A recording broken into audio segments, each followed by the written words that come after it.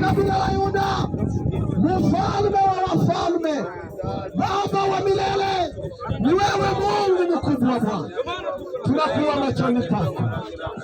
Na ni nani kama wewe Mungu? Ni nani kama wewe? Tukulinganishe na nani? Maana wewe na fadhili zako ni za milele. Umekana katika mchana wa leo, tunataka kusikia neno lako zaidi ya wana wako, zaidi ya mnenaji, zaidi ya msikilizaji, kama ya kila wakati, aina zote za kuzimu.